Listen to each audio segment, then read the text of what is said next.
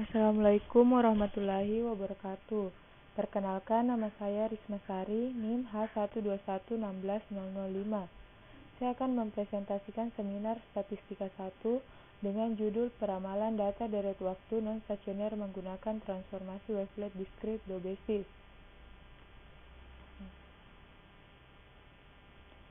Perekonomian suatu negara dapat dilihat dari berbagai indikator makroekonomi. Salah satunya adalah inflasi, yaitu proses meningkatnya harga-harga secara umum dan terus-menerus berkaitan dengan mekanisme pasar.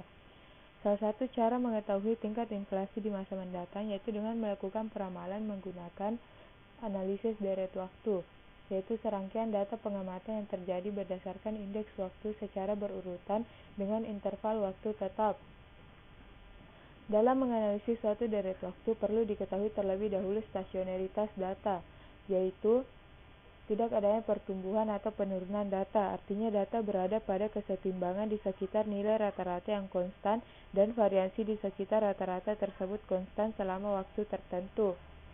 Umumnya sebagian besar data deret waktu bersifat tidak stasioner, sehingga dapat digunakan wavelet sebagai alternatif, yaitu fungsi transformasi yang secara otomatis memotong data ke dalam komponen berbeda dan mempelajari masing-masing komponen dengan resolusi yang sesuai dengan skalanya.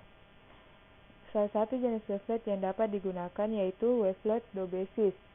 Dalam menganalisisnya perlu menggunakan transformasi wavelet discrete, yaitu teknik dekomposisi multiresolusi untuk mengatasi masalah pemodelan yang menghasilkan sinyal representasi yang baik pada domain waktu dan domain frekuensi. Transformasi wavelet discrete dipandang lebih sesuai untuk data deret waktu karena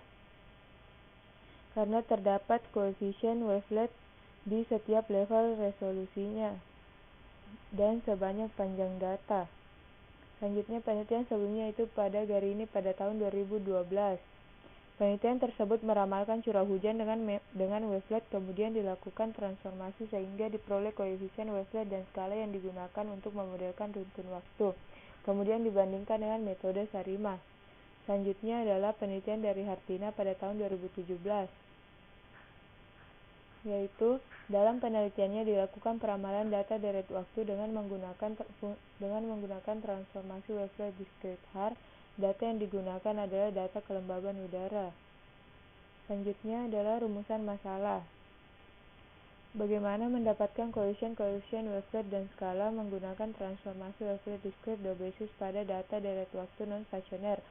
2. Bagaimana hasil peramalan data deret waktu non-stasioner dengan metode wavelet discrete Dobesic. Batasan masalah. Data yang digunakan merupakan data sekunder, yaitu data inflasi. Data ditransformasi menggunakan transformasi wavelet discrete Dobesic. Untuk analisis data digunakan bantuan software RStudio dan Minitab.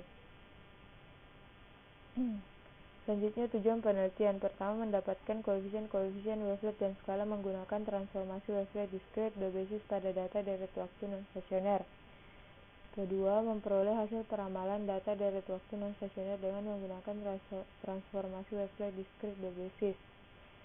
Selanjutnya, manfaat penelitian, yaitu penelitian ini dapat dijadikan pedoman dan acuan untuk penelitian selanjutnya mengenai pengembangan ilmu statistika, khususnya peramalan menggunakan transformasi wavelet discrete Dobesic. Tinjauan pustaka. Yang pertama, analisis deret waktu.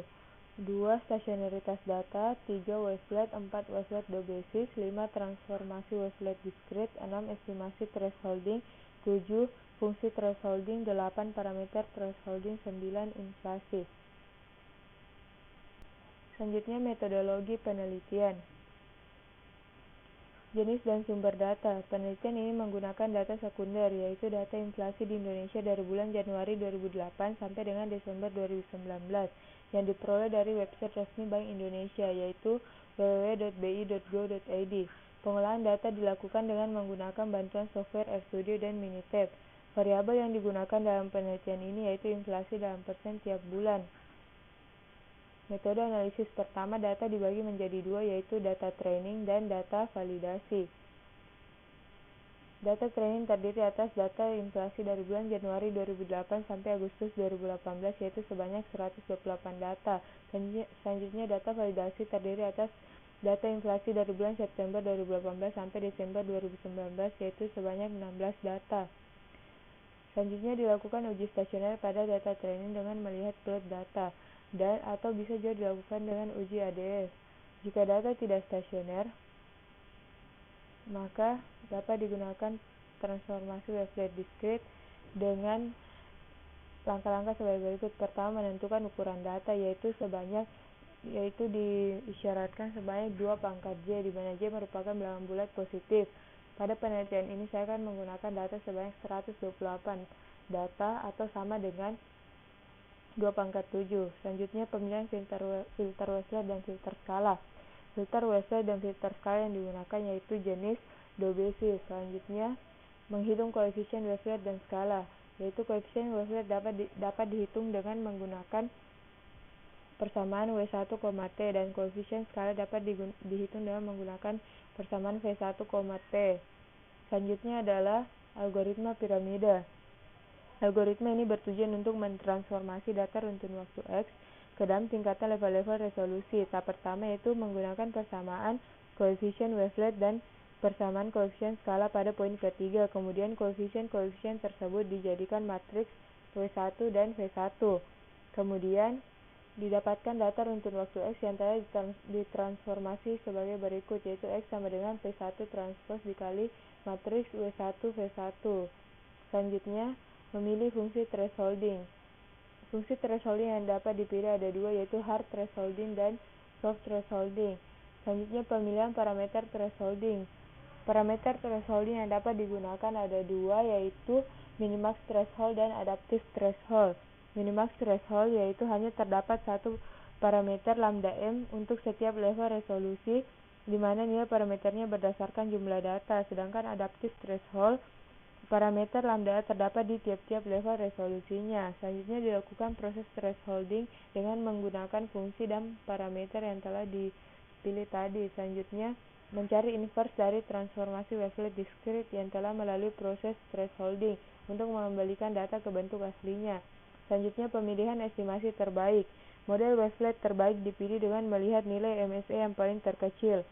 Selanjutnya peramalan data validasi. Setelah mendapatkan model estimasi wavelet terbaik, kemudian dapat dilakukan peramalan pada data validasi menggunakan model estimasi wavelet dengan nilai MSE terkecil.